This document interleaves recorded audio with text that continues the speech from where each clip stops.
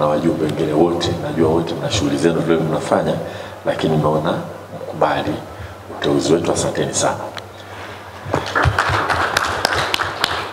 Na kwa kweli uteuzi uliokuja mezani na Sofia kaida anatakiwa lete majina mengi zaidi, nilisema nionyeshe wale ambao wapo tu. Kwa kazi ilikuwa rahisi sana mwenyekiti. Wale ambao wapo walikuwa wanafanya kazi, kwa sababu nimekuja nikaona asa inaenda vizuri. Kwa muda mfupi ambao nimekaa, nimeona kama mnachakarika, mnapambana na changamoto ya kibajeti na kila kitu, lakini bado mmekuwa na moyo wa kufanya kazi kwa bidii. Na hauwezi kufanya kazi vizuri kama mwenyekiti wewe hujasimama imara na kusimamia taasisi na wajumbe wa bodi kusimamia taasisi vizuri. Kwa ilikuwa rahisi tu. Majina nipe yapi? Marco yupo, alikuwa kwa tiki Temo ulikuwa mpya. Ulikuwa basi karibu wote. Sidhani kama kuna mpya. Nilisema tu majina yote ulioleta, kwa sababu sharti anatakiwa alete majina nadhani matatu. Wenye viti majina 3. Kweli asi Dr. Kiupe hapo tumeenda hivyo. Kwa hiyo ilikuwa kwa kweli kazi rahisi sana kuteua bodi hii kabisa, kwa sababu nina imani na nyinyi vizuri sana. Na sehemu moja hapo ambayo nimeona utendaji wenu wa kazi hapa karibuni, mnafahamu kwamba tumekuwa na changamoto. Sasa hivi kelele kubwa ni mfumuko wa bei ya mafuta ya kula. Mafuta ya kula bei imepanda kweli. Na imepanda sababu ziko nje, na kwa sababu tunategemea mafuta kutoka nje zaidi. 55% ya mafuta ya kula tunaagiza kutoka nje. Tena mawese zaidi tunaagiza kutoka Malaysia. Na wakati wa COVID tulikuwa tunazungumza hapa, wale wanatumia sana vibarua kuhamahama, migrant laborers, na wengine wala sio raia wa Malaysia. Sasa hizi lockdown hizi kidogo zikaanza kuzuia vibarua kuhamahama, na manake uvunaji nao ukapungua. Na tulienda kuangalia shamba la michikichi Uganda, uvunaji wa mawese na matunda si mchezo. Kweli unahitaji nguvu kazi ya kufanya. Kwa hiyo uzalishaji kidogo umepungua mafuta kwa sababu hiyo, lakini baadaye vile na swala la usafiri kwenye maji gharama yake imepanda sana. Kwa hiyo matokeo yake hata wazalishaji wa ndani wameona ni fursa, wamepandisha bei, hata kwenda kununua tu vile vidumu vya mafuta alizeti barabarani, na bei imepanda sana. Kwa hiyo tumeliona hilo changamoto, lakini likatukumbusha jitihada za serikali ambazo zimekuwa zikienda kwa muda kujitosheleza kwa mafuta ya kula, hasa kwa kutumia michikichi kule Kigoma. Kampeni ambayo ilikuwa imeshaanza tayari hata kabla hatujaje wengine wizarani hapa, imekuwa ikiendelea vizuri kuhimiza watu walime michikichi zaidi, tujitegemee. Tukaona hapa tuongeze na zao la alizeti, kwa sababu kwa mafuta ya ndani ukiacha yale tunaagiza nje, 45% ya mafuta ya kula tunatumia kutoka ndani. Katika 45 mengi ni alizeti yale ya ndani ya nchi yetu. Lakini ukichukua mafuta yote tunayotumia pamoja na tunayo import, 55% tuna import, na karibu yote ni mafuta ya mawezi. Kwa hiyo tukasema kwa nini tusiangalie zao ambalo tayari kwa vyanzo vya ndani vya mafuta ya kula, kwa nini tusivitumie kwa ajili ya kuongeza uzalishaji? Tukaanza kampeni ya alizeti, tukazindua pale Singida. Basi matumaini makubwa kweli, kwa sababu tulikaa sisi ile kuchora mezani kwamba hapa tutakwendaje, tunahitaji tatizo. Tumekaa na wale wakamwaje mafuta, wasema sisi shida yetu hatupati mazao ya kutosha, ndio maana tuzalishi alizeti ya kutosha, na viwanda vinafungwa. Kina Mount Meru kinafungwa, kinafanya kazi miezi 2-3 kinafungwa, hakuna mazao kuja kukamua alizeti. Tumeongea na Pixar hivyo, wanasema bwana shida yetu ni raw material. Tuna yule bwana Ringo yule mwenyekiti wa wenye makampuni ya kukamua mafuta, tukawaita wote tukakana, sasa sisi shida yetu ni malighafi tu, tukipata malighafi tunakwenda. Kwa tukasema okay, kwa sisi kazi yetu ni kwenda kufungua uzalishaji, kucheki uzalishaji, shida mbegu. Tukaona kwamba mbegu record bado haijawa ya kutosha, ambayo tayari tunayo na mnafanya multiplication. Kauliza kama lakini mbegu hybrid tunaagiza kutoka nje. Tukasema sasa hii rahisi, tukaita wenye viwanda, tukawaambia tunawapeni kazi, nyie tutaagiza, tutatafuta hela, tutaagiza mbegu kutoka nje, tutatumia letters of credit, alafu tutaletea nyie mtaingia mkataba na wakulima, alafu mnawapa zile mbegu, wakivuna mnakamua mafuta. Kwenye paper ilikuwa inaonekana rahisi sana solution. Mabenki tukaongea nao, nasema tunaweza tukazungumza tukatoa letter of credit hata ya mwaka mmoja. Maana yake nini? Hata ingekuwa miezi 6, alizeti miezi 5, miezi 4 ushavuna. Kwa hiyo tungepata huo mkopo wa letter of credit, tungenunua mbegu za kutosha, afu tungekuja tunawapa wakamwaji wenye viwanda crushers, wangeenda kwa wakulima kabla mkataba, wakati tumejipanga kwenda kusimamia mikataba, afu wakulima wakishavuna wanawauzia hawa, hela yetu inarudi, tunaenda tulipa benki. Straightforward. Kwenye karatasi ilipendeza kweli kweli. Basi tunaongea kwa kujiamini kweli, sisi hapa tunakwenda. Kwanza, changamoto ya kwanza tukakuta mbegu zenyewe kuagiza nje shida. Unazitafuta uzione. Kwa sababu kwanza mmoja wapo alisema ili uweze kupata mbegu za kutosha lazima utoe order muda mrefu, kwa sana sisi hatu produce more than the demand in the market, kwa sababu tuta oversupply alafu tutamuuzia nani. Kwa hiyo kwa sababu mjaweka order mmeibuka sasa hivi mnataka shida kidogo. Tukaenda nchi moja hivi na nani wakasema nchi kwa wakati huo wamesema hatutauza mbegu. Alizeti ni mbegu lakini ndani ya mbegu kuna mbegu. Kwa unachagua zile punje ni zipi ambazo unaweza kuzitumia kwa ajili ya kilimo. Tafuta mbegu. Sasa mpaka Ufaransa tukaambiwa kuna mbegu Ufaransa. Tukajaribu kuagiza huko Australia. Mbegu ya alizeti. Kwa tukawa tunapambana. Hatukwenda vizuri sana.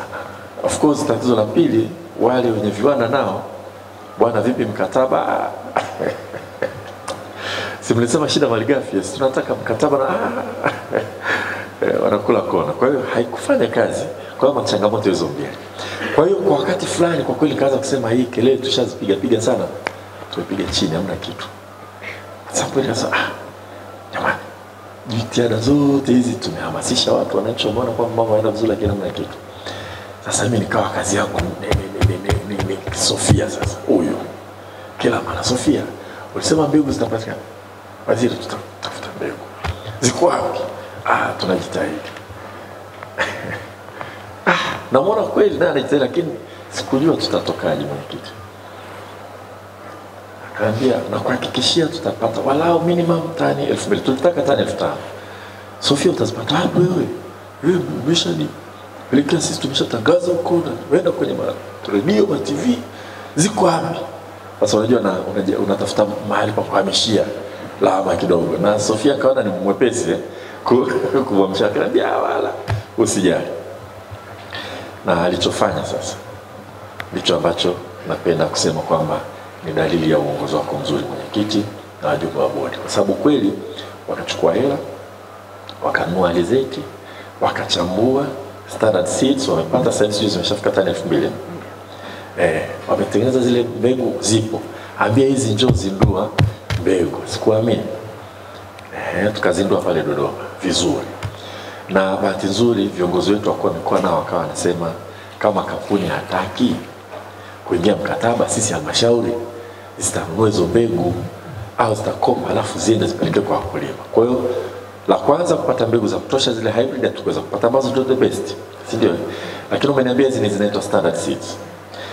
Not the best, lakini ni better kuliko jinsi watu walikuwa wanavuna alafu wanarudia kuotesha zile. Kwa sababu zimechaguliwa, wamesort out ambazo zinaweza kusaidia kuzalisha. Kwa hiyo wakuu wa mikoa na halmashauri walivyoamua kwamba tutachukua mbegu. Sasa mimi naona kila siku mwenyekiti na Sofia naye, kwa sababu nilikuwa na kila siku namsumbua, nadhani alikuwa akiona simu yangu anajiuliza mara 2-3 napokeaje hii simu. Sasa yeye zamu yake sasa kila siku anaonyesha haya hapa tuko Ruvuma tunagawa mbegu hapa. Kidogo Kigoma hizi tunagawa mbegu. Hajakaa sawa niko huku tena Shinyanga nagawa na za mahindi. Kwa hiyo jamani kazi inafanyika. Kwa watumishi wa ASA tunafanya kazi nzuri kwenye hilo. Na mtendaji wenu bwana, simu yangu hapa imejaa picha za ASA. Na mimi nafurahi unapotuma sana. Kwa sababu najua mambo yanakwenda. Na nimeona na speech alitoa mkuu wa Tabora wakati mnamkabidhi zile mbegu. Kwa hiyo actually ghafla tukagundua sisi tukimiliki na wasiwasi bwana mahitaji ya mbegu yatakuwa makubwa, lakini madhali mbegu haitolewi bure, basi watu wanachukua kiasi ambacho wanakihitaji, bei nzuri 3500. Kwa hiyo nalizungumzia hili kwa kirefu kwa sababu nikitaka kuwapongeza, nataka mjue na wapongeza kwa kitu ambacho nakiona na kitu ambacho najivunia, kitu ambacho kinafanya Wizara ya Kilimo na kwa very proud, kinachosababisha serikali ionekane na wajibika kwa wananchi. Kwa hiyo asanteni sana, hongereni sana. Kwa Sofia na wewe bwana, kwa kweli hapo nimekuvulia kofia. Ndio maana wakati tunanong'oneza hii bodi nzuri kweli kuanzia mwenyekiti, akasema kama umeniambia hivyo wewe, mimi nani sasa nibadilishe, wakati mmeshaenda vizuri, kwa sababu yeye mwenyewe alikuwa anatamani hivi mlivyo mfanye kazi kwa pamoja. Kwa hiyo ndio maana yake.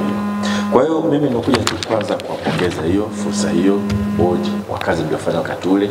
Momentum hiyo mlioiacha ndio imetusaidia sasa tunaenda vizuri kwenye swala la alizeti. Tunaenda vizuri. Nadhani mwakani labda tutakuwa na njia nzuri zaidi ya kufanya. Lakini changamoto hii ya mafuta ya kula na tumaini hatimaye tutaimaliza, na changamoto yenyewe iko kwenye mbegu. Tunaanzia kwenye mbegu. Kwa hiyo wito wangu mwenyekiti, naomba wakati tunavyokwenda sasa tujipange namna ya kuongeza uzalishaji wa zile mbegu aina records.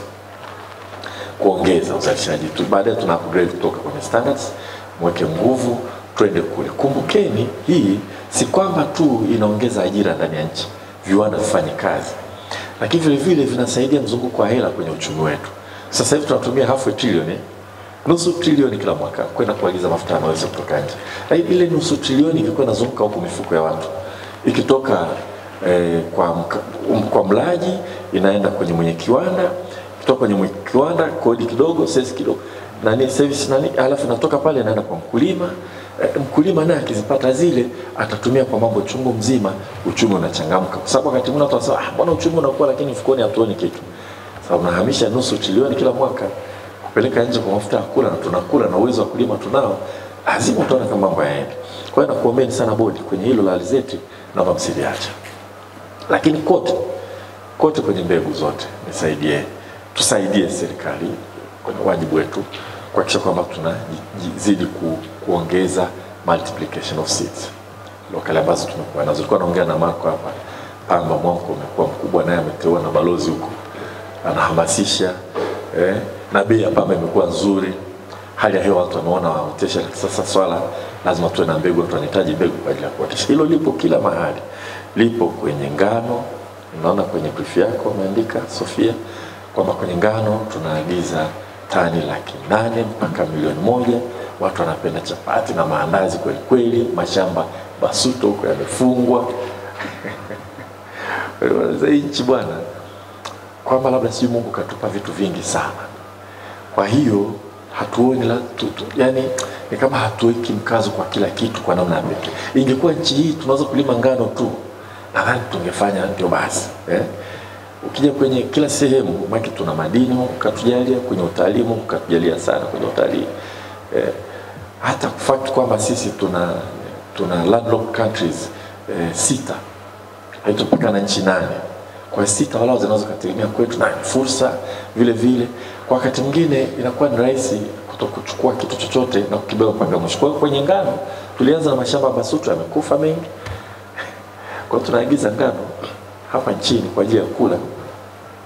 Lakini ukiongea na wakulima baada ya bei kwenda vizuri, maki tulikaa na wale wanaagiza ngano kutoka nje bila hata kutumia sekta ya serikali. Tulikaa nao mezani, bwana mnaagiza ngano kutoka nje, sasa tusaidieni kilimo cha ndani. Tusaidie vipi? Bei wakulima wanasema shilingi 600-650 kwa kilo ya ngano hailipi. Hebu tupige hesabu, tunapoleta ngano kutoka Ukraine mpaka hapa bandarini, CIF ni shilingi ngapi kwa kilo? Na gharama kidogo inafika 800 mpaka 1000. Basi na nyinyi minimum mlipe 800, wakakubali wote. Kwa kilimo kinaongezeka ghafla, shida nini? Mbegu. Kwa kila siku mezani, waziri, tunaomba dharura tuagize mbegu kutoka Zambia. Sasa tunafurahi, lakini si lazima na sisi tuanze kujitegemea kwenye mbegu, kwa sababu usipojitegemea kwenye mbegu, wakitufanyia kama ile nchi iliyosema haitauza mbegu za alizeti mwaka huu, afu ni kitu tunachokihitaji kila mwaka, tunaweza tukajikuta tunaingia katika matatizo. Kwa hiyo tusaidiane katika masuala yote ya mbegu hizi, na siwezi kutaja mazao machache kwa sababu kwa kweli ni mazao yote. Hizi mbegu ambazo zimeshagundulika, kwa mfano mihogo, tunahitaji multiplication. Zile mbegu ni nzuri sana. Mtama, ukienda Kongo pale kuna unaitwa Masia na mtama. Sasa hizo soko nzuri tunalo South Sudan, lakini tunachohitaji ni kwa ajili ya kwenda kuongeza kule. Kwa hiyo nakuombeni bodi tusaidie twende huko. Tuangalie uwezekano wa kutumia sana umwagiliaji kama ile shamba ambalo tumeliona leo. Miundombinu ya umwagiliaji ili uzalishaji wa mbegu huwa unafanyika katika misimu yote. Sasa kwa lile alizeti nilolisema, natoa wito kwa hawa agro dealers. Mwaka wengine wanachukua zile alizeti, ukiuza wewe alizeti ukimpa mtu ambaye anaenda kuuza unamuuzia shilingi 3,200, si ndio? Alafu tumesema usiuze zaidi ya 3,500. Sasa wengine wanachukua kwa bei ndogo aenda kuuza shilingi 7,000 kwa kilo. Kwa sababu tu alizeti mbegu hizi hybrid zinafika mpaka shilingi 35,000. Agro dealers zinaomba tu kidogo waache hiyo. Kwa sababu sisi ndio tunazalisha, tunajua bei. Na hizo mbegu tunazisogeza karibu sana, huwezi kutuambia kwamba ni gharama ya usafirishaji. Naomba na wananchi wakiona hivyo waseme wasinunue, bora tu wajasa kuangalia bado mbegu tunazo, si ndio? Tusianze kulangua katika level hiyo, afu baadaye tutakatisha watu tamaa. Kwa hiyo mwenyekiti, uzinduzi wao ni huu. Kweli sehemu kubwa na kupongeza wewe mwenyewe daktari, wewe na timu yako yote kwa kuijenga ASA inakwenda. Na kumbuka tulikuwa wote tuliona kamati ya Mungu Morogoro, si maneno yangu, wanasema tunaona ASA inachakalika, inasogea, inakwenda. Na mimi baadaye nimeona kazi inakwenda. Natumaini mtaendelea na moto huo, lakini zaidi sana tuzidi kufanya ubunifu, hasa mashamba yote tuweke fedha za umwagiliaji. Tuangalie sisi tunaandika proposal, tunatengeneza kikosi kazi cha waziri kuandika proposal ya kupata fedha kutoka Global Climate Change. Kwa hiyo Kenya tunapata dola milioni 350. Sasa sisi tunataka tutafute hizo na zaidi kwa ajili ya umwagiliaji. Sana vitu kama watu kisipata, tutahakisha kwamba sehemu ya kwanza tutakimbiza hela kwenye mashamba yetu. Hata hela sasa hivi irrigation schemes tukiweza miradi mapomoto kwenye nafasi, tuhakisha kwamba tunamwagilia mashamba ili uzalishaji wa mbegu uende zote. Na mimi nawaahidi kwa niaba ya wizara na serikali kwa ujumla, mwenyekiti, tutakuwa ushirikiano 100% ili kazi iwe